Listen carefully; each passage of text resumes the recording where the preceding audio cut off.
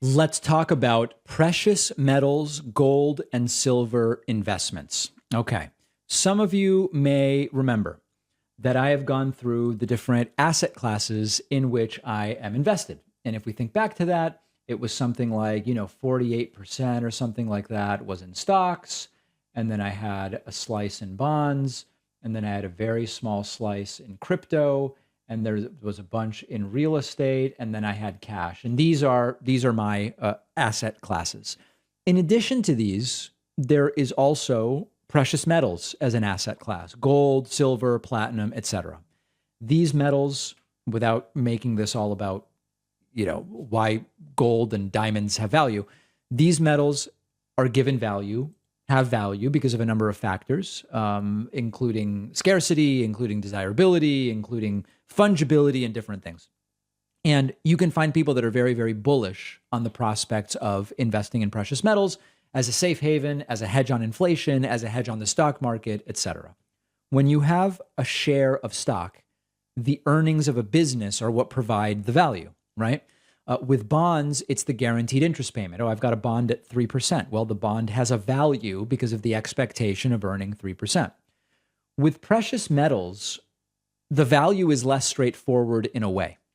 One thing that's believed to give metals value and the promise of growing the value over time is scarcity. There's a finite amount of it in the world, however much there might be. And historically, these have been valued metals, and these metals were once the currency of different societies and communities before modern currency came about. Some of these metals also have industrial uses, and you can certainly research all of these. And again, the main ones would be gold, silver, and then platinum, although there are other metals that have value as well. And the industrial uses, so you can do something with them. And then there are the claims like these are stores of value, these are hedges against inflation, and that really is quite debatable.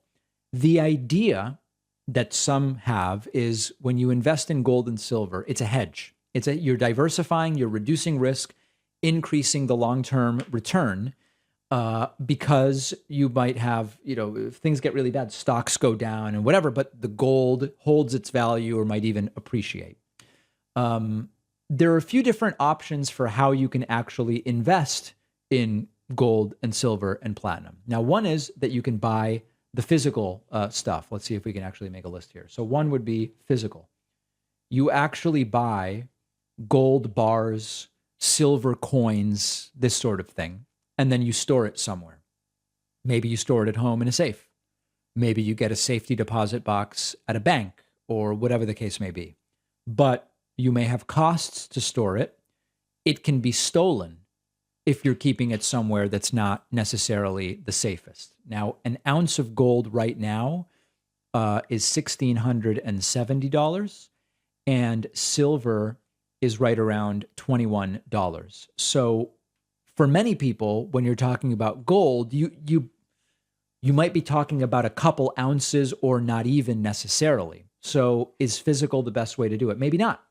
You can get gold and silver or precious metals ETFs and mutual funds. And these essentially track the price of the metal. They invest in companies that are involved in exploration or production or mining or whatever. Or you can also find a fund that owns gold and silver, and you are just essentially buying a fraction of that by getting shares of that fund. If you are in the I'm into gold and silver because eventually there's going to be some kind of systemic collapse category, you probably don't want number two here, because the very system on which those mutual funds and ETFs are based, you worry may collapse. So you may be on the physical gold side. That's another aspect to this. Now, in reality, when you look at the price of, say, gold over time, as we're showing on the screen right now, there isn't an obvious tie between periods of volatility and how well it performs. There wasn't some giant spike in the value of gold during the 2008 recession, or during the 2020 COVID crash, or during a time of high inflation like 2022. Doesn't mean it won't happen in the future, but the theory about it being the ultimate hedge hasn't really happened yet. The detractors of precious metals like to write off the investment as just it's a shiny rock with not a lot of intrinsic value. The intrinsic value you assign to it that makes it different than all these other asset classes, it's not really like that. You're wrong about that.